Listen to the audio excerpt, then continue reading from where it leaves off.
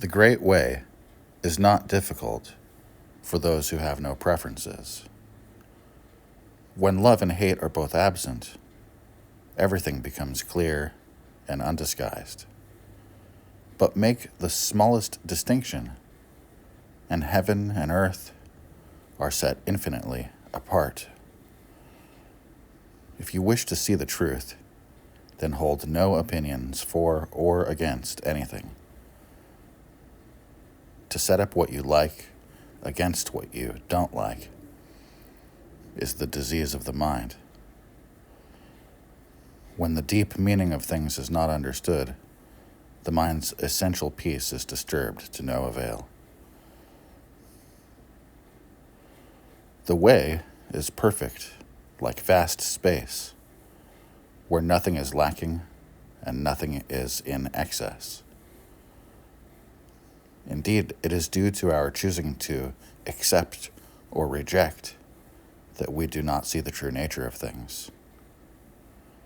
Live neither in the entanglements of outer things, nor in inner feelings of emptiness. Be serene in the oneness of all things, and such erroneous views will disappear by themselves. When you try to stop activity to achieve passivity, your very effort fills you with activity. As long as you remain in one extreme or another, you will never know oneness. Those who do not live in the single way fail in both activity and passivity, assertion and denial. To deny the reality of things is to miss their reality. To assert the emptiness of things is to miss their reality. The more you talk and think about it, the further astray you wander from the truth. Stop talking and thinking, and there is nothing you will not be able to know.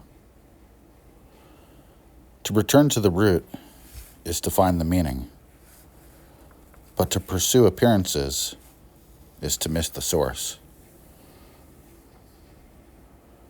At the moment of inner enlightenment, there is a going beyond appearances and emptiness. The changes that appear to occur in the empty world we call real only because of our ignorance. Do not search for the truth, only cease to cherish opinions. Do not remain in the dualistic state. Avoid such pursuits carefully. If there is even a trace of this and that, right and wrong, the mind essence will be lost in confusion. Although all dualities come from the one, do not be attached even to this one. When the mind exists undisturbed in this way, nothing in the world can offend. And when a thing can no longer offend, it ceases to exist in the old way. When no discriminating thoughts arise, the old mind ceases to exist. When thought objects vanish, the thinking subject vanishes. As when the mind vanishes, objects vanish. Things are objects because of the subject, the mind. And the mind, the subject, is such because of things, objects. Understand the relativity of these two and the basic reality, the unity of emptiness.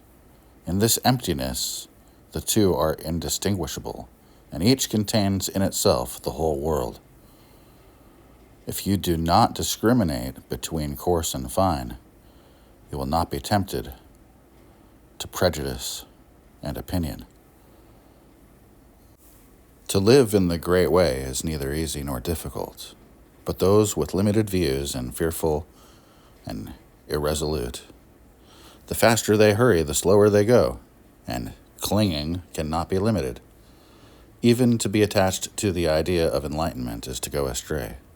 Just let things be in their own way. There will be neither coming nor going. Obey the nature of things, your own nature, and you will walk freely and undisturbed. When thought is in bondage, the truth is hidden, for everything is murky and unclear, and the burdensome practice of judging brings annoyance and weariness. What benefit can be derived from distinctions and separations? If you wish to move in the one way, do not dislike even the world of senses and ideas. Indeed, to accept them fully is identical with true enlightenment. The wise man strives to know goals, but the foolish man fetters himself. This is one dharma, not many. Distinctions arise from the clinging needs of the ignorant. To seek mind with the discriminating mind is the greatest of all mistakes. Rest and unrest derive from illusion. With enlightenment, there is no liking and disliking. All dualities come from ignorance and ignorant inference. They are like dreams or flowers in the air, foolish to try to grasp them. Gain and loss, right and wrong, such thoughts must finally be abolished at once. If the eye never sleeps, all dreams will naturally cease. If the mind makes no discriminations, the 10,000 things are as they are, of single essence. To understand the mystery of this one essence is to be released from all entanglements. When all things are seen equally, the timeless self-essence is reached. No comparisons or analogies are possible in this causeless, relationless state. Consider movement stationary, and the stationary in motion. Both movement and rest disappear. When such dualities cease to exist, oneness itself cannot exist. To this ultimate finality, no law or description can apply. For the unified mind, in accord with the way, all self-centered straining ceases. Doubles and irresolutions all vanish. And life in true faith is finally possible. With a single stroke, we are freed from bondage. Nothing clings to us, and we hold to nothing. All is empty, clear, self-illuminating, with no exertion of the mind's power.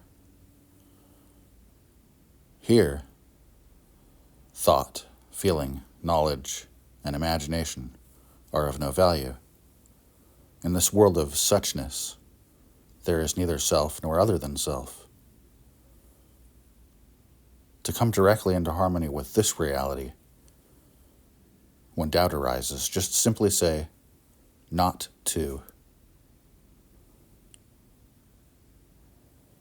When doubt arises, simply say, not to. In this not to, nothing is separate, nothing excluded. No matter when or where, enlightenment means entering this truth. And this truth is beyond extension or diminution. It is beyond time and space. In it, a single thought is 10,000 years. Emptiness here, emptiness there. But the infinite universe stands always before your eyes. Infinitely large and infinitely small. No difference, for definitions have vanished. No boundaries are seen. So too with being and non-being. Don't waste time in doubts and arguments. one thing, all things, move among and intermingle without distinction. To live in this realization is to be without anxiety about non-perfection. To live in this faith is the road to non-duality, because the non-dual is one with the trusting mind. And yet all of these are mere words. The way is beyond language, for in it there is no yesterday, no tomorrow, and no today.